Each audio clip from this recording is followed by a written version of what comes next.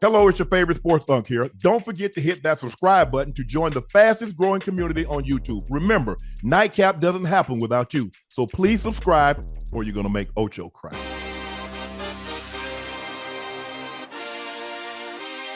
Clemson, which was the top 5 team to open the season, is 1-3. After Syracuse lost at home. They lost at home to Syracuse 34-21. Dabo was seen crying on the field after the game. Nick Saban had some tough love advice for Dabo. Dabo needs to look at what he needs to do in this program to make this program continually successful. Do you have to change the portal? Do you have to change name, image, and likeness? The game has changed. You need to change with it. Otherwise, you're not going to put yourself in the same position other people are and have a chance to be successful. This is the worst start to Clemson since 2004 and the worst start ever in the Swinney era. You know, he talks about, I don't believe in the portal. I don't believe in this. I don't believe players should get paid. Okay, Dabo, there are a lot of coaches that thought like that until they started getting their ass kicked by teams that were using the portal, when the teams that were using the NIL. Now, one or two things going to happen, Dabo. Either you're going to adapt or you're going to do like Coach Saban, or you're going to do like Coach K, or you're going to do like some of these others. You're going to go sit your ass down. Because if you think your way, you think somebody's going to go to hey, now you're going to still get some players. But if you think a player has an opportunity to go to Ohio State and Alabama and Georgia and Miami or Michigan, and they can get $2 million or go to Clemson and somebody, get a scholarship. No, bro, that ain't happening. Hey, it's not going to work. Johnny, Dabo knows that. The landscape of football has changed. College football is different now. Listen, y'all might not watch soccer, but like Liverpool and Man City, you have to pay to win. If you play FIFA, if you play Ultimate Team, if you play Madden, you got to pay to win. It's the same thing in college football. Dabo said some of the things he said in the past. That lets me know that you don't want to adapt to the times that we're in now. What means basically you trying to use a BlackBerry. You trying to use a flip phone.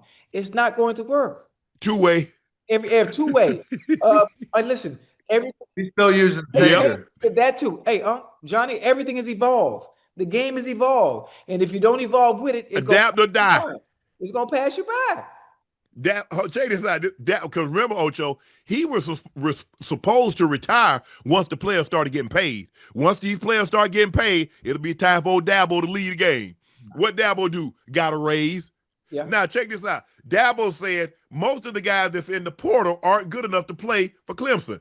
Well, Syracuse just beat Clemson with a transfer quarterback, transfer offensive lineman, transfer leading receiver, transfer leading tackler. Hey. You might have players that ain't good enough to play for Clemson, and that'd be your problem. Why you over there bumping your gums? Mm-hmm. Yeah. Listen, he stood on business. He stood on business this last week, too. We won the conference 8 out of 10 years. I respected what he said, right? Because his pedigree of what he's done has shown for itself. Of course, they've been at the top of the ACC, which, if we're just being honest, hasn't been a very strong conference or had really competition in anything for the last decade. So they're kind of cakewalking through a lot of it, to be honest. It hasn't been very competitive. You get to the ACC championship game, they're mopping people by 40. The teams are battling to go 7-6. Like, okay, yes, you've won the conference. Not a very good one, to be honest. Yes, you've been in some national champions. You've had some great players that have come through. Those days of what they were doing, Deshaun Watson, Trevor all the guys Lawrence, that came through, those defensive linemen that they had, Ocho, D-Hop, all the things. There ain't no players on that Clemson roster that look like that. D-Hop, there ain't it. So you're gonna have to go and adapt and be like, we'll take. Maybe you don't have to go to hit the portal and get 15 guys, but you better go take 3 or 4. You better go take 3, 4, or 5. You better look around and start studying some film and seeing what guys are doing from smaller schools and go get you one. Because if not, people on your schedule are going to go get you one, and they're going to whoop that ass. Look at Georgia. Look at the teams that go. The best safety in college football is Caleb Downs. He left the University of Alabama. Everybody because he said, "Hey, this program, I win, I do it." Okay, let me know how that work out for you. Now we're gonna check back with you in a couple of years. Now I understand. He's absolutely right, Ocho. He's won the championship. He's won the conference 8 out of 10 years. What they got to do it now? To my point, they paid you for that. Now, if you think that you're going to just be able to coast, well, I won 8 out of 10 years, and we be having this same conversation 3-4 years from now, that ain't going to happen, Dabo, because what you've done is you've created expectations. Certain programs, you have expectations. Yeah. Dabo, you created that for Clemson. Alabama have expectations. Ohio State has expectations. Michigan has expectations. Georgia has expectations. Oklahoma has expectations. Certain teams have created what we call expectations. Right. If you think because what you've done in the past, that's going to be good enough, no, it's not. Boy, they fly Coker. He won national championship. Look at the record that he had. Yeah. I have a question. Yes. Because of his resume, because of what he's done in the past, how much of a leash does Dabo have if things continue to go sour this season? I think another year, 2 max. He got another year or two for sure. He's earned that with what he's done for sure, and you give him a chance to adapt. I still think this Clemson team will find a way to right this ship a little bit. You look at the rest of their schedule. I mean, North Carolina coming up, Boston College, SMU has a decent team, but they're still sitting at 2-2. Duke, and then Florida State, Louisville, Furman, South Carolina. So I mean, they'll be able to right the ship, make this season look somewhat respectable. But at the end of the day, it's playoff or bust right now. That's a down year for them. One that makes it really hard to go into recruiting and everything else that comes along with it. And that's the problem that you have, because South Carolina is, even though they lost again today, South Carolina, could possibly beat them again, could beat them. And first of all, you're not making the college football playoff with 3 losses. Probably not. That's not going to happen. And so now what are you selling? What are you selling them? Yeah, you made the college. I think they made the college football playoff last year, so you could sell that. But it's been a while. He's going to have to adapt. It's tough to build on. You really are selling the past and selling a little bit of a legacy, and you come to a good school, get a good education. We have a good football program, but you're not selling it that we have a great football program right now. You have pieces that are on your roster that you can look at when you come to practice and you come see how the guys work, the facilities. You still have something great to offer, right? That's the positive thing for Clemson. You have a coach that knows how to get guys to the next level. That's a positive thing. I think you have a coach there that seems like a great person, seems like a good leader, seems like he runs a good program. One that if you're looking at it from a parental aspect, you would be like, I want my son to go there and play for this man. He's going to come out better. He's going to get a good education. He's going to be able to play high-level football. So you have a lot of things still going for you at Clemson. But at the end of the day, winning is what matters. Being at the top is what matters. And having a team and selling point that you can go to the national championship if you come here and play for this school, that's a major, major thing. You're absolutely right. And you're not getting that level of player. I mean, think about it. You go from Deshaun to Trevor Lawrence. You got Christian Wilkins. You got Cleveland Farrell. You got Dexter Lawrence. You got A.J. Terrell. You go Sammy Watkins and DeAndre Hopkins, and you go Martavius Bryant. You look at the level of talent that they were getting. They're not getting that now. No, it was a factory. They're not getting that now. You're definitely not getting it if your pocketbook ain't open. Right. You're definitely not getting it if you ain't writing no checks. Yeah, a Tahoe ain't gonna get it. Once upon a time, a Tahoe or a Denali would get you something. Not with other teams giving you Lambos and Ferraris and McLarens. That ain't gonna Cullen or Urus.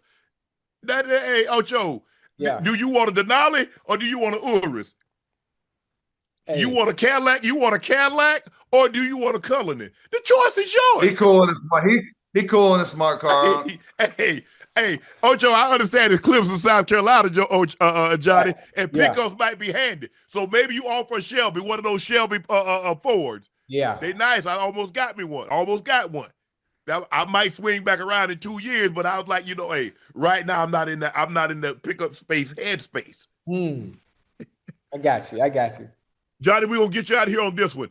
Indiana destroyed the Fighting Illini 63-10 in top 25 matchups. If I'm not mistaken, it was the first time both of these teams had been ranked since 1951.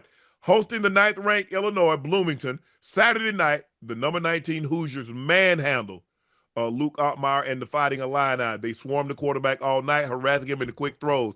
and they beat them 63-10. Demoralizing Brett Bielema's team 63-10. You're not supposed to get beat 63-10, Johnny, if you're two top 25 matchups. It ain't supposed to happen. You've been a top 10 team for most of the season. You have a lot of expectations going into it. You get 63 hung on you. This is a humbling moment in their season, and one that will define their season, right? Indiana gets a lot of flack from last year, getting into the playoff. Were they deserving of being there? They get routed in the playoff. Everybody's kind of making fun of them. But what you do with that going to the playoff is you build off of it, right? You have good players that are experienced, that have been there. They know what it's like. They won a lot of games last year. So you're building a culture that's, hey, we're winning some games. We are not the Indiana of old. We are not going to be pushed around and bullied. And when you go out and score 63-10 versus a ranked team, that's something you build on in a positive way. On the other side with Illinois, this is a wake-up call. This is, man, maybe we were reading too many of those press clippings or too much about how great we were. But we are what we thought we were.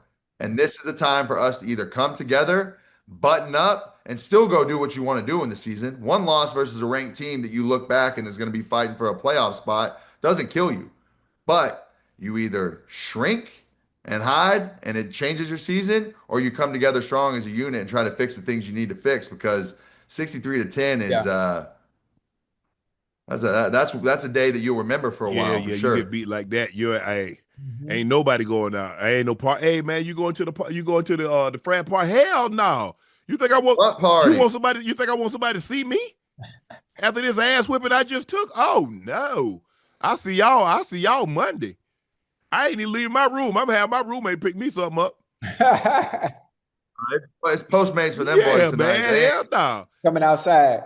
No, man. Hey, first of all, I wasn't really outside like that anyway, Ocho. But if we lost by more than a touchdown, I couldn't let down. This is a bottle of whiskey on the couch and the Xbox type of night. You're going to be crying, a box of tissue after this one, because you're going to be sitting there looking at the mirror, staring at the ceiling like, damn, we went outside. Boy, them jokers who put 9 tubs on us. 9 of them things. Oh, hell no. You're sitting on the sideline for the boys who didn't play, and you're just going flying by you in the end zone. All you see is refs raising their hands all night. Hey, smell the deodorant all night. Like, yeah, he got on Sure. Yeah, he got on 100%. Secret. Thank you, Johnny, for joining us tonight. Make sure you guys go subscribe to the Pod Johnny Glory Days, featuring Johnny Manziel on his YouTube channel. Make sure you hit that subscribe button. Make sure you hit that like button. There it is on the screen. Glory Days with Johnny Manziel. Johnny.